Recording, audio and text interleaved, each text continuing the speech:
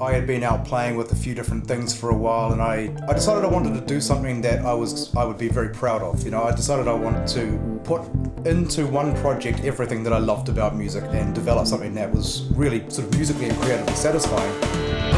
We'd actually started doing a remote recording between Danny, Jasper, myself, and we sort of just said, you know, rules are off. Just do what you want. There's no instruction, but we were kind of really happy with how it turned out. I think we were quite surprised. Quite surprised with how it turned out. And there was sort of a conversation of, what could we do with this? And the idea sort of was born, and it all started happening really quickly after that. For us, having been in the game for a while, it's quite fun to go, what if the only agenda was that we like it? Yeah. And that expands into the rest of the band and the crew and everybody involved. We're inviting everybody to come in, and we're just saying to them, you just bring what, you know, anything that you've always wanted to do, bring that. The ethos of where this was all kind of born was we need to start looking at how we can do things differently. I think the music industry is a very bizarre place in many ways. It has this habit of repeating itself, and it'll repeat things even if they don't work. It's very strange.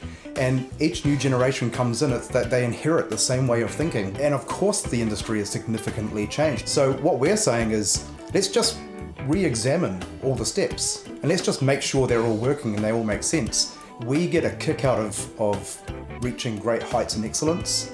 So we don't bring into this a kind of, you know, bare minimum or she'll be right kind of attitude. We bring into this like, how far can we take this? The driving force of this is to provide something a little different, to lift the expectation for audiences, the visual element, the sort of approach that we've taken to the music. It's not what you're used to seeing, particularly in New Zealand. Reworking and reharmonizing and taking songs that people, you know, are quite familiar with and like, but really, you know, getting those songs to the point that until you really hear the lyrics and listen, you're not quite sure what song it is. I am such an impatient and easily bored person. In some ways, I'm a terrible audience member myself, because I'm kind of like, you know, when's this going to be over? I've got to put this together as if I was in the audience, and being my usual impatient, horribly bored self.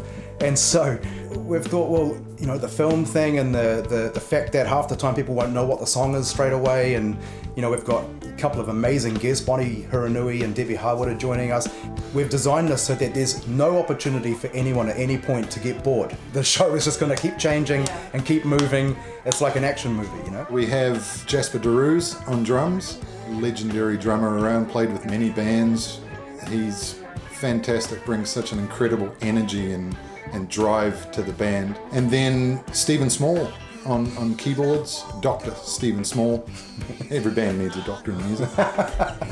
Debbie Harwood, of course, is a household name here, and she came to prominence with When the Cat's Away and has been a much loved and much respected force of music ever since. They did amazing work, and they were, you know, females in a male-dominated industry, and they were dismissed a lot because they were doing covers, and, you know, there's this whole story. We had her on a podcast. And Bonnie Hiranui is the singer and front person of the band Whitechapel Jack. I think that they're one of the most impressive bands out there right now. They started their own thing, you know, they didn't play the game. They just put together a really cool show, and they just started grassroots, connected with people, and have organically built themselves up to be one of the hottest touring acts in New Zealand right now. And I reached out to Bonnie and said, I know you're probably booked up for the next 10 years, but what do you reckon? And she was fully up for it. Musically, we've pushed the boat right out. And what I like about it is that if there was a gun to my head, I couldn't describe it to you. I think on the promo spiel it says genre bending, because it is. It's not jazz, it's not rock, it's not funk, it's sort of everything stuck together. I'm just loving the process. It's sort of the excitement of being a teenager and first thinking about how cool it would be to be in a band. Yeah. And imagine all the things that we could do if we had a band, which when music becomes your career, sometimes those aspirations and dreams get a little bit buried.